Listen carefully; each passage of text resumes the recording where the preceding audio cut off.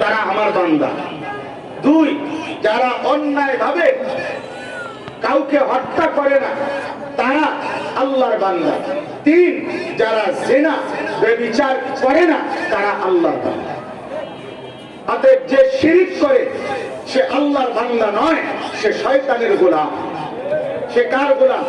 শয়তানের। যে অন্যায় ভাবে কাউকে হত্যা করে সে আল্লাহর বান্দা না, সে শয়তানের গোলাম। যে জিনা করে ব্যভিচার করে সে আল্লাহর বান্দা না, ইবাদুর রহমান না, সে রহমানের গোলাম না, সে শয়তানের গোলাম। এটা মনে আল্লাহ তাআলা বলেন আমান ইয়াফআল যালিকা ইয়ালকা আসামা। এই 3টি অপরাধ যে করবে, শিরিক করবে যে, অন্যায় ভাবে কাউকে হত্যা করবে যে, এবং জিনা ব্যভিচার যে করবে, নিশ্চিত সে আমি আল্লাহর নিকটে শাস্তির মুখোমুখি হবে। কেমন শাস্তি? আল্লাহ বলেন ইউদাআফ লাহুল আযাবু ইয়াওমাল কিয়ামাহ। কিয়ামতের দিন তাকে ডবল ডবল, দ্বিগুণ দ্বিগুণ শাস্তি দেয়া হবে। ওয়ায়াখলুদ ফীহি মুহানা, এবং লাঞ্ছিত করে, বেইজ্জতি করে, অপমানিত করে চিরস্থায়ী জাহান্নামে ছুড়ে মারবে। এই জন্য বন্ধু কি করা যাবে না? শিরিক করা যাবে না। কি করা যাবে না? আবার বলেন। 2 নম্বরে কি করা যাবে না? অন্যায় ভাবে কাউকে হত্যা করা যাবে না। এই জন্য 18ই ডিসেম্বর রাতের অন্ধকারে টঙ্গীর ইজতেমার মাঠে ইমানদার মুসলমান দাওয়াত ও তাবলীগের নিরীহ সাথীদেরকে যারা আক্রমণ করেছিল তারা ভণ্ড ভণ্ড ভণ্ড ভণ্ড ভণ্ড।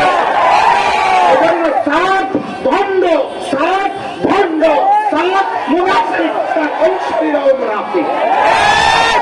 ভাই রহমানের বান্দা না, যারা অন্যায় ভাবে ইমানদার মুসলমানকে হত্যা করেছিল সেদিন তারা রহমানের বান্দা না, শয়তানের গোলাম, ইবলিসের গোলাম। জন্য দাওয়াত ও তাবলীগের নামে এই ঢেক ধরে এই মুনাফিকরা, এই ভণ্ড ছদ্মবেশীরা কোনোভাবেই এই বাংলাদেশের জমিনে ইনশাআল্লাহ লক্ষ লক্ষ উলামায়ে কেরামের জমিনে তাদের এই স্বপ্ন, তাদের এই ধোঁকা তাই এই জমিনে বাস্তবায়ন হবে না। মনে রাখি, এটা হবে না বাস্তবায়ন। খামখেয়ালি না। এদেশ বাংলাদেশ, এটা দিল্লি না, এটা বাংলাদেশ। মাটি ছোট হইতে পারে, শক্তি অনেক, উন্নত অনেক। মাটি কম, 56,000 বর্গ মাইল, কিন্তু কলিজা পুরাটার মধ্যে সাহস আছে। এই জন্য অন্যায় হত্যাকারী, এটা অন্যায় ভাবে হত্যা করেছে, অন্যায় ভাবে। রাতের অন্ধকারে মুনাফিক হত্যা করতে পারে, মুসলমান কাউকে আঘাত করতে পারে না। সারা পৃথিবীর কাছে এটা প্রমাণিত নয়। নয় আজ পর্যন্ত একবারও এই ব্যাপারে কোন স্পষ্ট যে প্রমাণ করবে না যে তোরা হত্যা করো নাই, এই কথা আজ পর্যন্ত ওই ডাইনে বামে কথা কয়, এটা কয়, এটা কয়, মিলে যাক, ঐক্য হয়ে যাক। না জালেমের সাথে মজলুমের ঐক্য হয় না, কাতেলের সাথে হকের ঐক্য হয় না। সমস্ত উলামায়ে কেরামের সিদ্ধান্ত এটা। তার আকীদা, তার কথাবার্তা, তার ঈমান বিধ্বংসী কথা, ইসলাম বিধ্বংসী কথা এটা। এই জন্য এটা আমরা হুজুররা 2 গ্রুপ লাগছি না, না আমরা হুজুররা 2 গ্রুপ লাগি নাই। তাবলীগের 2 গ্রুপ লাগছে না, তাবলীগের 2 গ্রুপ লাগে না, তাবলীগ একটাই, বিশ্ব ইজতেমা একটাই। 31শে জানুয়ারিতে যেটা শুরু হবে ওইটাই বিশ্ব ইজতেমা। জোহরের জামাত 1:30-এ, এইটাই জামাত এই মসজিদে। 1:50 বা 2টা বাজে কেউ যদি আইসা জামাত না পায়, এমন 3-4 জন যদি বারিন্দার জামাত করে, এটার কারণ হইল 1:30-এর জামাত পাইছে না, দেখে জামাত হয়ে গেছে। জামাতটা 1:30-এই হয়েছে। এরা কি জামাত করে? এরা পাইছে না জামাতে। এই জন্য 31শে জানুয়ারির ইজতেমা যারা পাবে না, এরপরে যদি কেউ কোথাও একত্র হয়, এরা 2:30-টার জামাত, 1:30-এর জামাত পাইছে না। জামাত একটাই। বিশ্ব ইজতেমা কয়টা? একটাই। 6 তারিখ শুরু হবে ইনশাআল্লাহ 31শে জানুয়ারি থেকে। 31শে জানুয়ারি থেকে যেটা শুরু হবে সেটাই বিশ্ব ইজতেমা। বলেন আলহামদুলিল্লাহ। আলহামদুলিল্লাহ। তাই রে প্রিয় বন্ধু বললাম, বলে ইয়াজনুন, জিনা করবে না, ব্যভিচার করবে না, শাস্তি আল্লাহ তাআলা বলছে ডবল ডবল। Double double.